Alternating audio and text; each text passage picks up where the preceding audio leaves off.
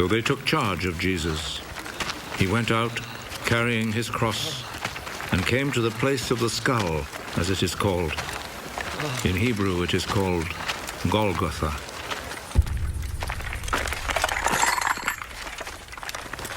There they crucified him, and they also crucified 2 other men, one on each side, with Jesus between them.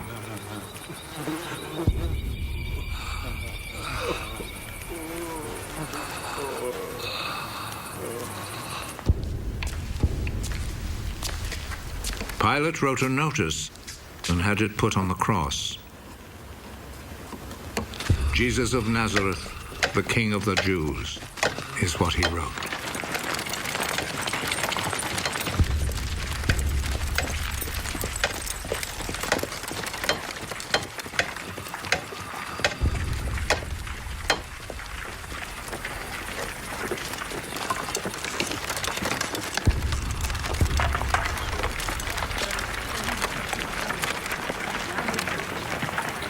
Many people read it because the place where Jesus was crucified was not far from the city.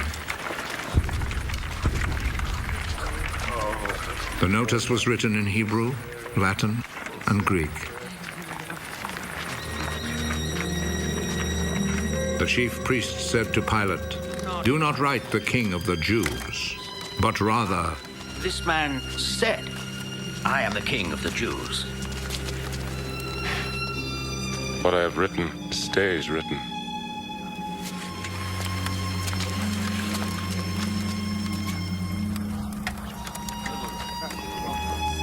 After the soldiers had crucified Jesus, they took his clothes and divided them into 4 parts, 1 part for each soldier. They also took the robe, which was made of 1 piece of woven cloth without any seams in it. The soldiers said to one another, "Let's not tear it. Let's throw dice to see who will get it." This happened in order to make the scripture come true. They divided my clothes among themselves and gambled for my robe. And this is what the soldiers did. Standing close to Jesus' cross were his mother's sister, Mary, the wife of Clopas, and Mary Magdalene. Jesus saw his mother and the disciple he loved standing there. "He is your son." Then he said to the disciple, "She is your mother." From that time, the disciple took her to live in his home. Jesus knew that by now everything had been completed. And in order to make the scripture come true, he said,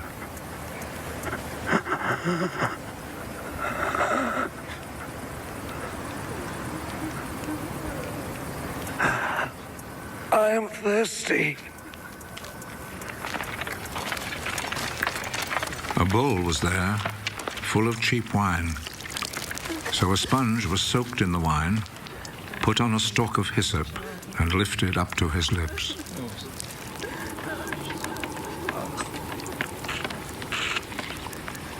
Jesus drank the wine.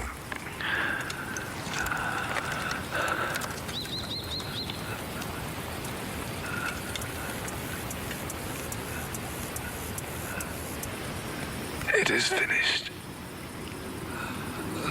Then he bowed his head and gave up his spirit.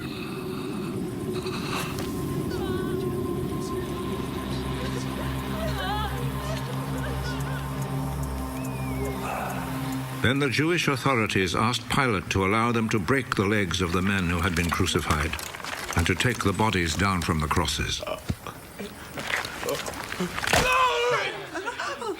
They requested this because it was Friday, and they did not want the bodies to stay on the crosses on the Sabbath, since the coming Sabbath was especially holy. So the soldiers went and broke the legs of the first man and then of the other man who had been crucified with Jesus. But when they came to Jesus, they saw that he was already dead, so they did not break his legs. One of the soldiers, however, plunged his spear into Jesus' side.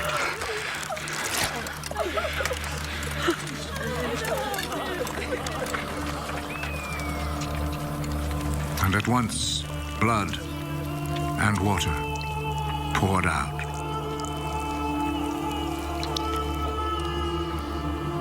The one who saw this happen has spoken of it, so that you may also believe.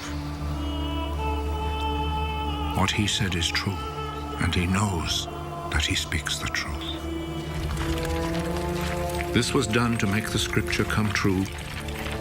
Not one of his bones will be broken. And there is another scripture that says, people will look at him whom they pierced.